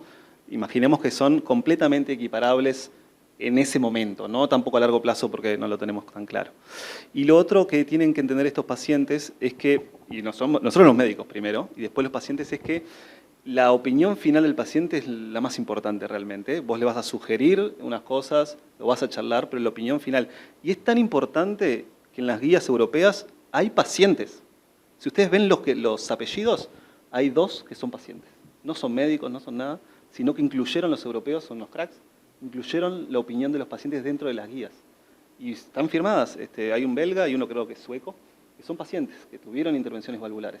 Entonces, hay que tomarlo en cuenta la opinión. Obviamente que bajo conocimiento, o sea, vos le explicás a profundidad, le demostrás los beneficios, le demostrás los riesgos, y al fin del día, el último que va a definir es el paciente, porque el cuerpo es de él y uno está prestando un servicio con razones, pero el que define por última instancia es el paciente. En este caso, entonces, ¿le pone una prótesis mecánica o una prótesis biológica? No me quedó claro. Hay una pregunta que quería agregar, que es la discusión que uno tiene en la consulta, que creo que todos los cardiólogos tienen que tener en cuenta, que es ¿qué pacientes viven más si se les coloca una válvula mecánica? La evidencia es discutible, pero hay evidencia menor de 60, evidencia menor de 55. Entonces, eso el paciente tiene que saberlo, porque un tipo de 40, hay que decirle que va a vivir menos si se le pone una válvula biológica. No es lo mismo empezar con las series de TAVI biológica. Después, acá discutíamos, hay series de válvulas, hay series independientes de seguimiento de las válvulas quirúrgicas, sí hay series. Hay mucho trabajo de las empresas, hay que tener mucho cuidado quién hace el trabajo, tanto en las TAVI como en la cirugía. Trabajos de series independientes hay, no hay muchas. Está la serie de Edimburgo, que es famosa, el seguimiento de válvulas quirúrgicas. Hay que tener en cuenta porque los seguimientos no son no es ni que a 10 años todos están bárbaros ni viven 40 años. La valvula biológica. En este paciente tiene 65 años, está justito en el medio de todos los procesos de discusión. Normalmente lo que dijo recién Sebastián es lo que uno termina haciendo. Uno le da, primero le dice por qué tiene que operarse, por el largo plazo, como dice, y después le das las alternativas y también le hablas con él. Muchos quieren la articulación, muchos, y también hay muchos que te dicen, yo no quiero por nada que otro procedimiento, quiero que me lo resuelva ahora y quede resuelto. Y después hay otro razonamiento que Gerardo lo dijo hace un ratito, que es, este es un hombre, entonces vos tendés a pensar que el anillo que le vas a colocar a la válvula no va a ser chico. Pero como todos sabemos, la válvula mecánica se desempeña mejor en anillos más chicos que la válvula biológica. Entonces a veces, más en mujeres, uno opta por una válvula mecánica, no le hace una ampliación de anillo, no hace un gran procedimiento, el paciente se va, pero previamente tenés que hablarlo con el paciente. Yo creo que en un paciente de 65 años todos hablamos mucho con el paciente, discutimos y vemos las alternativas. Hay pacientes que te dicen, bajo ningún concepto quiero una válvula mecánica, bajo ningún concepto quiero operarme de nuevo, y hay cosas y otros que te dicen, doctor, lo que usted diga esté bien, y te dan las manos libres. Seguimos entonces con el caso clínico 4. Mujer de 70 años con antecedentes de sangrado digestivo previo, consulta por disnea de esfuerzo progresiva, actualmente en clase funcional 3, pesa 57 kilos y mide 1,58, con una superficie corporal de 1,58 y un índice de masa de 22,8. Se ausculta un soplo sistólico eyectivo, intensidad 4 en 6 en foco aórtico y ápex, con irradiación a carótidas. Se realiza un ecocardiograma que informa estenosis aórtica severa con un gradiente medio de 55 milímetros de mercurio y FREVI preservada. En la analítica se destaca una hemoglobina de 7 gramos de cilitro. La primera pregunta dice, ¿qué conducta adoptaría? A, indicar TAVI, dado que cumple criterio de severidad por gradiente. B, solicitar un ecocardiograma transesofágico para optimizar mediciones. C, realizar un TAC con score de calcio valvular aórtico para confirmar la severidad. D, corregir la anemia severa y reevaluar la estenosis aórtica con el flujo normalizado. Esta no tuvo mucha discusión. La opción que marcaron fue la D, corregir la anemia severa y reevaluar la estenosis aórtica con el flujo normalizado, si bien algunos refirieron que, o se plantearon la duda de si los síntomas serían por la estenosis aórtica o por la anemia, que bueno, da lugar. Entonces, la idea es eso, corregir la anemia y reevaluar. En una reevaluación posterior, la paciente continúa con disnea en clase funcional 2, o sea, persiste sintomática, la hemoglobina de control es de 11 gramos de cilitro, tiene un riesgo quirúrgico por STS de 6% y el ecocardiograma confirma la estenosis aórtica severa con un área valvular de 0,8 centímetros cuadrados, un gradiente medio de 47 milímetros de mercurio y una FEVI de 55%. Se realiza una tomografía cardíaca que informa un score de Agaston de 1800, un anillo aórtico de 18 milímetros, un ostium del tronco coronario izquierdo a 9 milímetros y el de la coronaria derecha a 12 milímetros, las arterias femorales de 6 milímetros de diámetro y sin evidencia de calcificación. Con respecto entonces a la pregunta 2, dice, con respecto a la evaluación del riesgo quirúrgico en la estenosis aórtica severa, ¿cuál es la afirmación más adecuada? A, el puntaje STS es suficiente para decidir entre una TAVI y un reemplazo valvular quirúrgico. B, el antecedente de sangrado digestivo está incorporado directamente en el cálculo del STS. C, la decisión debe basarse en una evaluación integral que incluya riesgo clínico, anatómico y funcional. D, el riesgo anatómico solo debe considerarse cuando el STS es mayor a 8%. En esta pregunta en realidad no hubo mucha discusión. La opción que contestaron fue la C, que es la decisión debe basarse en una evaluación integral con riesgo clínico, anatómico y funcional considerados. Lo que sí surgió la duda es si en esta paciente, en este caso, sería necesario la tomografía para definir la severidad de la valvulopatía. ¿Qué opinan con respecto a eso? Bueno, en realidad el ecocardiograma ya nos confirma estenosis aórtica severa, el área es menor a 1, con gradientes elevados, corrigiendo las condiciones de alto flujo, ¿no? Y tenemos una FEVI preservada. Para definir diagnóstico, tenemos el diagnóstico hecho, parece, en esta paciente. No sé si opinan algo distinto. Bien, vamos a la pregunta 3. Dice, de acuerdo con el informe de la tomografía, ¿es correcto afirmar que presenta A, un score de calcio valvular aórtico poco probable de estenosis aórtica severa?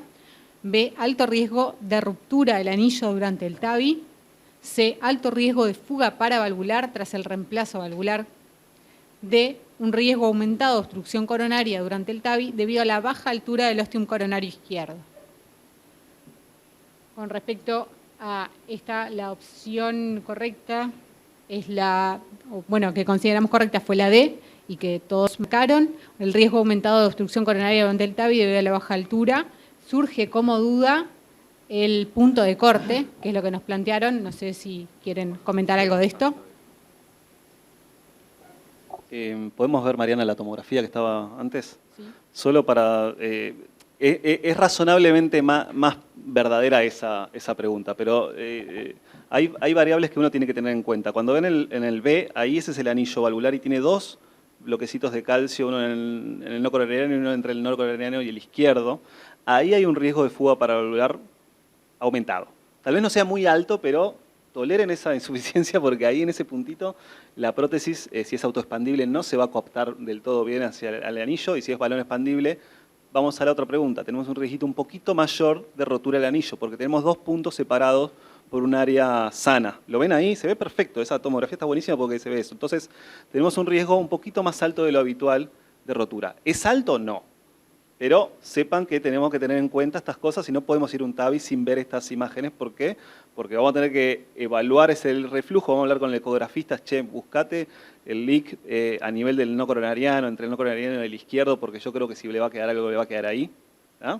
Y lo otro es que es un anillo pequeño. La oclusión coronaria, y es la más razonable la respuesta, pero sepan que es un evento raro. ¿Ah? Sepan que es muy raro la oclusión coronaria, a pesar que la altura sea de 9 milímetros. De 10 para abajo aumenta el riesgo, pero tampoco es muy alto. ¿Ah? Más en las nativas. Si fuera una protésica, un valve in valve, bueno, ahí podemos discutirlo un poquito más. Pero en las nativas es realmente raro que se ocluya directamente el ostium coronario por la anatomía natural del paciente. Esta tiene una aorta tubular, poco profundo los senos, así que el riesgo puede ser un poquito más alto. Yo creo que es la más verdadera. Pero entre esas tres está la cuestión. No, yo creo que esa es la verdadera porque veis se dicen alto riesgo y esta dice riesgo aumentado y en realidad sí, es como tiene menos de 10 milímetros, aumenta el riesgo, pero creo que el riesgo de oclusión coronaria es baja, que es un evento poco frecuente, posible y que se pasa, fin, game over. ¿Y cuándo usan guía para proteger, asumo? Bueno, sí, podés usar una protección con guía y hacer estrategias terapéuticas para tratar la oclusión o podés de alguna manera modificar, porque ¿qué pasa? Lo que te termina ocluyendo el ostium coronario no es tu prótesis, sino que son los velos nativos del paciente. Cuando tienen mucho calcio, cuando vos abrís la prótesis nueva, empujás hacia la pared. Si los senos son poco profundos y el ostium coronario bajo, se ocluye. Entonces lo que haces es lacerar el velo. ¿Ah? Lo lacerás percutánеamente, se puede hacer, no es algo, en las nativos no es algo frecuente. Ya les digo, se hacen más en los valve in valve.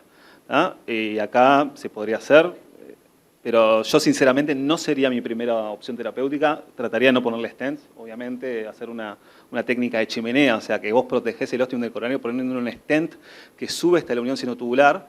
Lo que pasa ahí es que si un paciente es joven y le pones ese stent, no volvés a entrar. Si tiene restenosis, no entras nunca más en ese stent. Pero yo acá creo que el riesgo no es tan alto como pensamos. Iría con un autoexpandible para evaluar. Uno puede, antes de liberarla, evaluar si está comprometido el ostium. No es el 100% de la seguridad, pero estamos muy cerca del 100%. Y lo haría realmente bastante lo habitual. Sí, una pregunta porque capaz que no están familiarizados. ¿Ves más frecuente coronarias muy bajas en prótesis quirúrgicas implantadas previamente, no tanto nativas?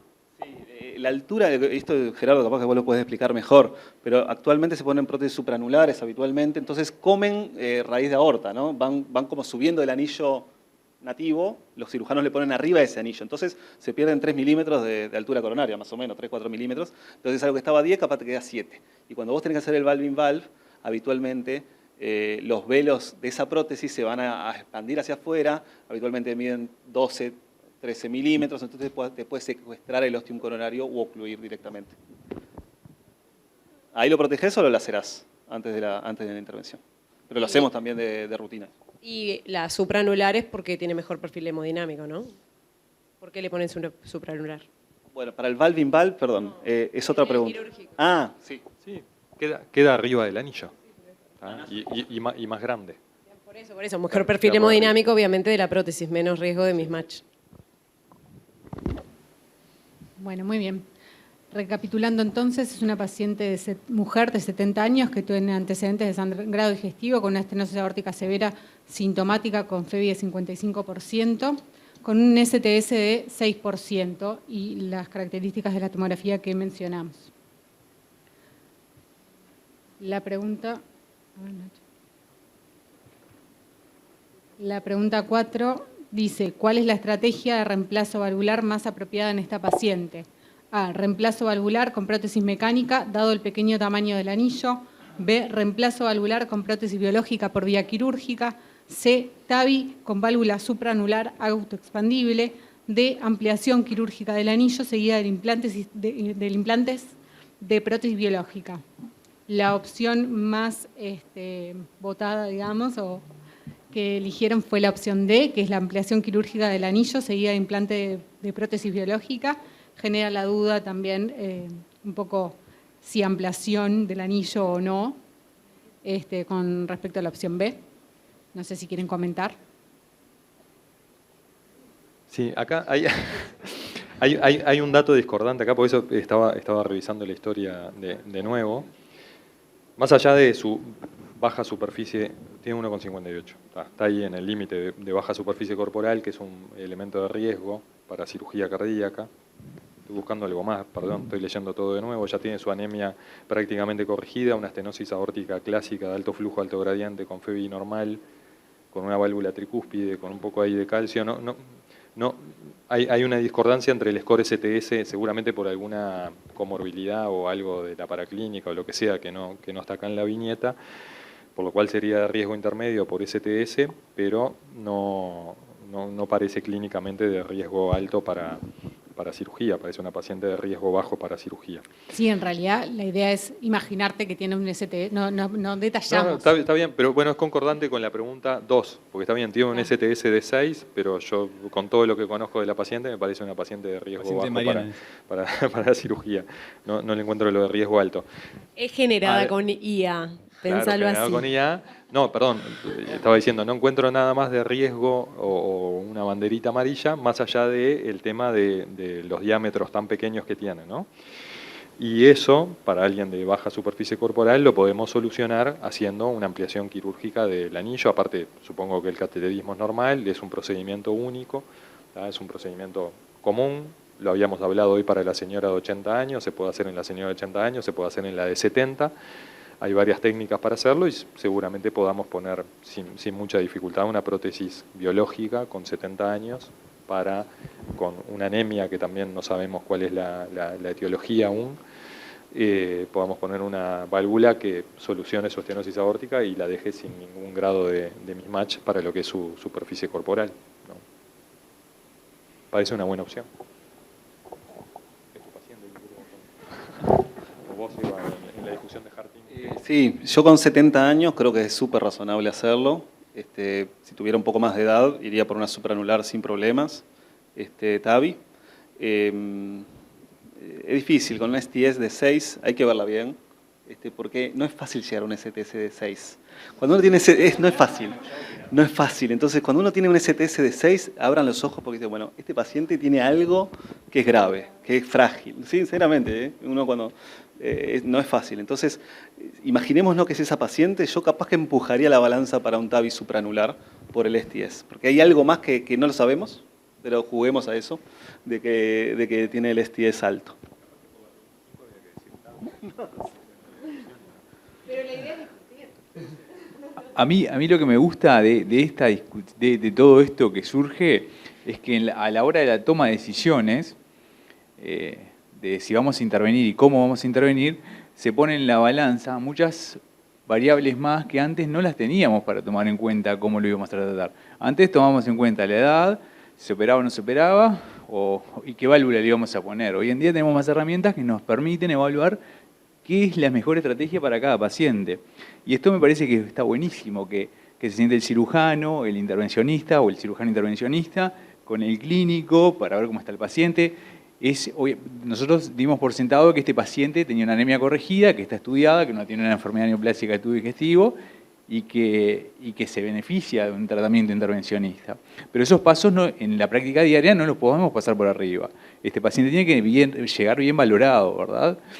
Entonces, a lo que voy es que creo que la valoración pre-TAVI hoy en Uruguay nos está aportando mucha información que nos ayudan a tomar la decisión esta de qué es lo mejor para ella, independientemente de si lo opero o le pongo una TAVI, ¿verdad? Que nos arrojan todas estas variables que nos permiten tomar decisiones. Y me parece que eso está bueno.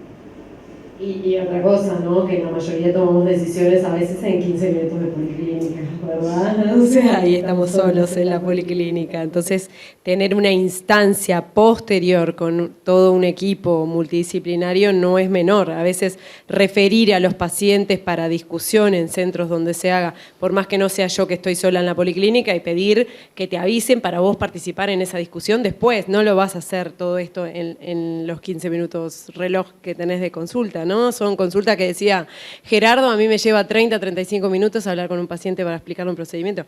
Y sí, ¿no? O sea, como que este es el que te come más tiempo de tu consulta, pero es el que además tenés que encargarte fuera de tu horario de la policlínica de discutirlo en conjunto con los demás, que eso no es menor. La última pregunta dice, ¿cuál es la principal consideración técnica en este paciente? A, riesgo elevado de fuga paravalvular. B, riesgo de mismatch prótesis paciente. C, riesgo de ruptura del anillo aórtico. Y D, alto riesgo de trombosis valvular. Y bueno, la opción más votada fue la B, riesgo de mismatch prótesis paciente. Y lo que preguntan es en qué se basa el riesgo de mismatch. Bueno, contestaron esa porque eligieron o la B o la D, calculo. Seba, prevalencia de mismatch con la TAVI y con anillo chico. ¿Tenés un número? Sí. Hay un trabajo específico para anillo pequeño en TAVI, que es el SMART Trial, que evalúa las balones expandibles versus las autoexpandibles, y son la Evolut versus la Sapien 3. Evolut Pro Plus versus la Sapien 3. La incidencia del mismatch es la misma definición que en la cirugía.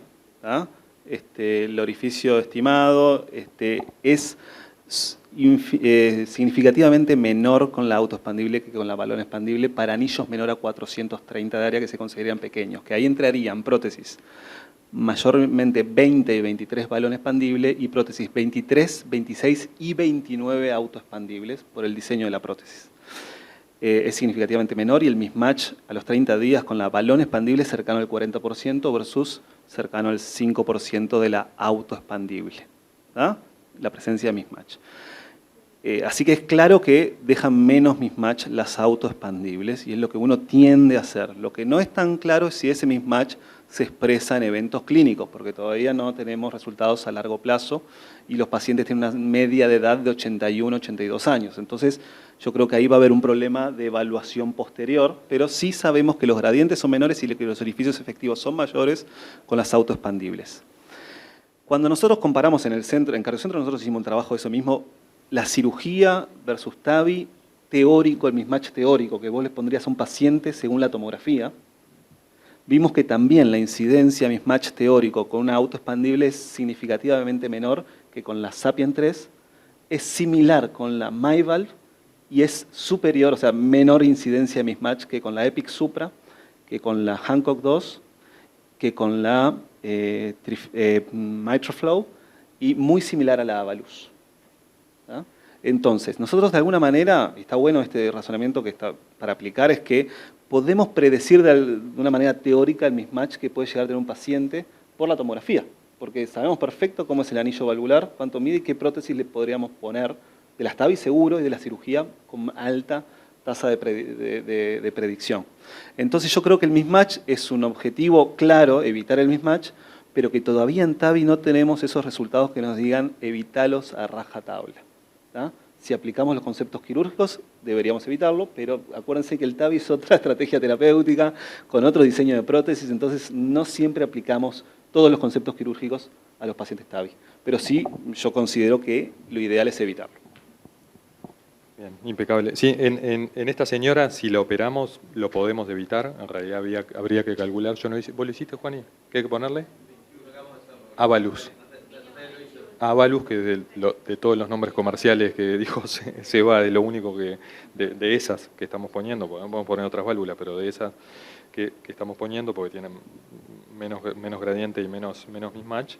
21, ella tiene baja superficie corporal, una 21 parece que está bien, y en realidad con las medidas que tenemos parece que se podría poner sin problema, que es una de las ventajas de la cirugía en realidad, que dada su mayor invasividad permite una mayor resolutividad, y salvo que viéramos con la tomografía que ya tenemos o con la ecografía que tenemos una calcificación severa del velo anterior mitral, no hay ninguna condición que impida hacer una ampliación anular y poner una válvula más grande, o sea que lo podemos manejar con casi 100% de certeza y evitar, ya sabiendo sus medidas y todo lo demás, o sea, podemos evitar el mismatch severo y el mismatch directamente.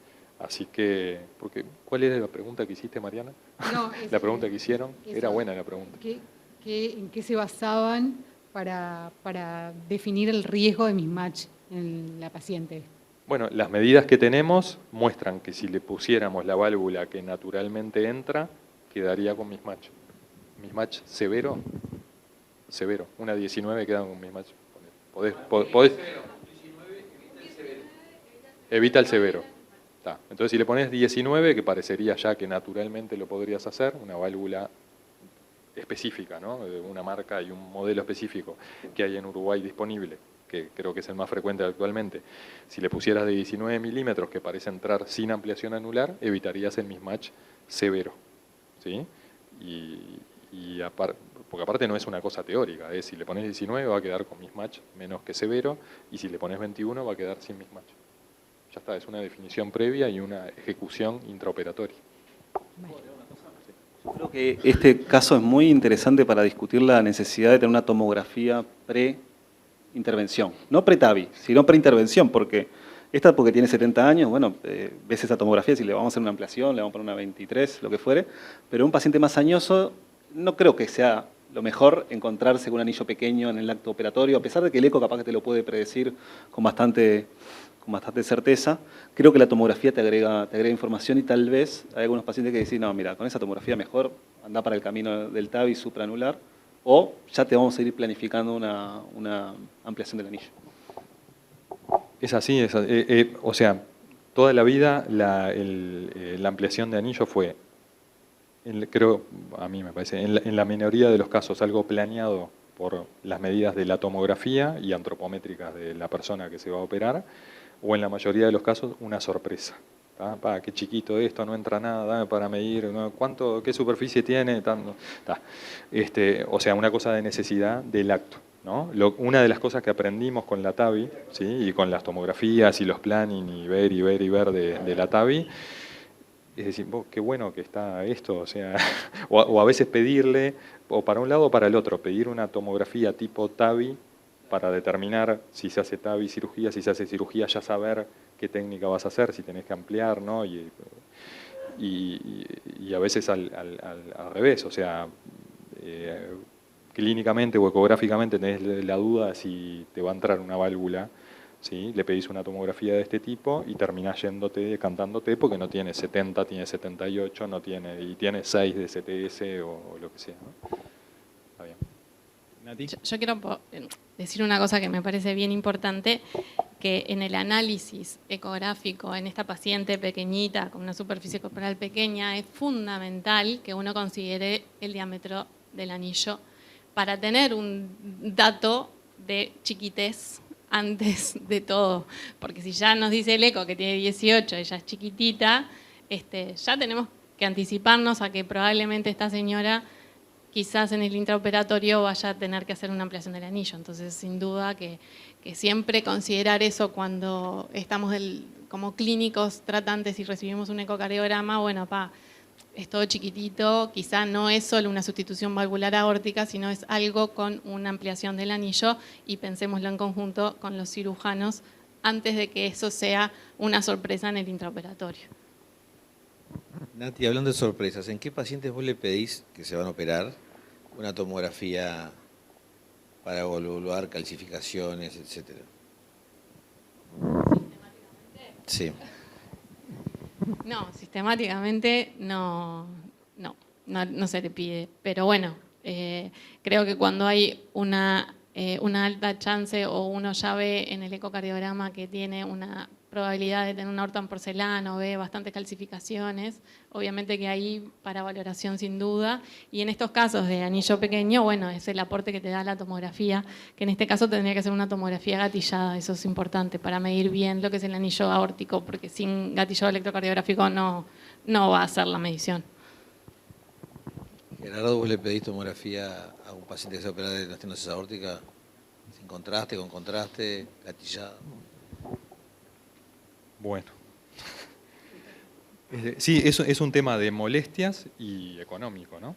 Y epidemiológico. Antes le pedíamos a los que tenían más de 80 tomografía sin contraste para ver el calcio en la aorta, para evaluar aorta ascendente, callado, digo, lo que vas a instrumentar para, como vía de acceso para establecer circulación extracorpórea, clampear, abrir para llegar a la válvula aórtica. Después le pedimos, o sea, la conducta actual, le pedimos a lo de menos de 75, pero ahora estamos pensando...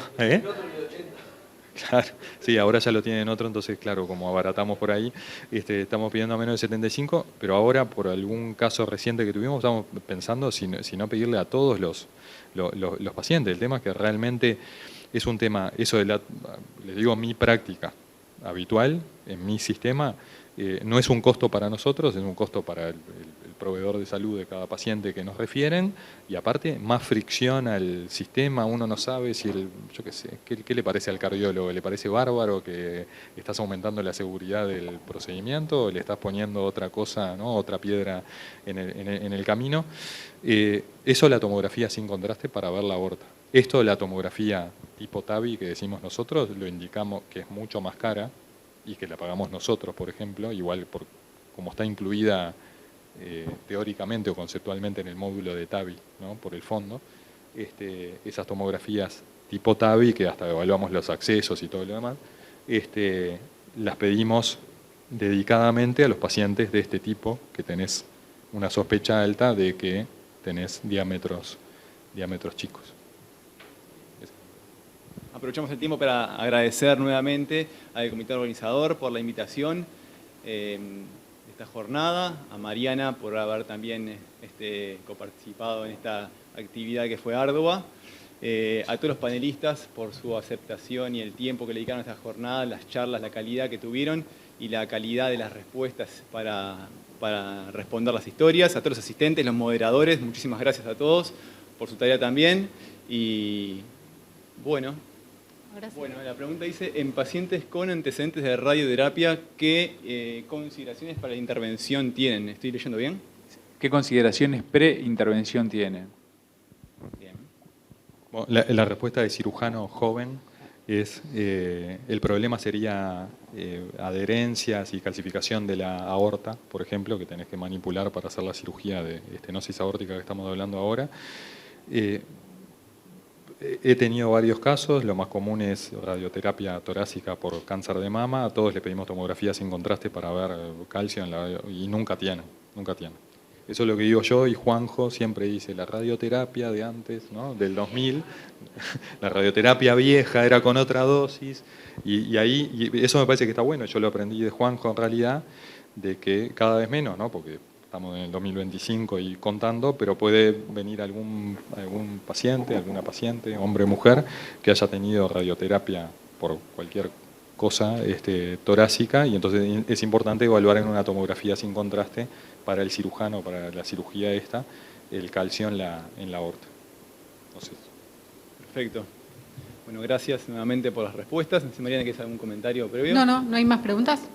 Creo que no hay más preguntas. Simplemente, por suerte, cada panelista nos dejó mensajes para llevar a casa. Queremos simplemente, como coordinadores de la actividad, dejar dos mensajes muy muy simples, pero tal vez ilustrativos, realmente la importancia de lo que es la estenosis aórtica en nuestro país, que es realmente un problema de salud pública y que obviamente por lo que se discutió en las charlas, el síntoma parece seguir siendo el punto de inflexión en el cual tenemos que alcanzar y digamos, evaluarlo de forma óptima. Y a forma ilustrativa vamos a saber que en este camino de evaluar las estenosis aórticas de los pacientes hay caminos que son rectos, despejados, con señales que nos indican rápidamente que todo está muy sencillo para evaluarlo en un paciente con estenosis aórtica severa sintomática, pero la realidad es que hay otros caminos más sinuosos con más niebla, en los cuales a veces las señales y las indicaciones no son las más claras.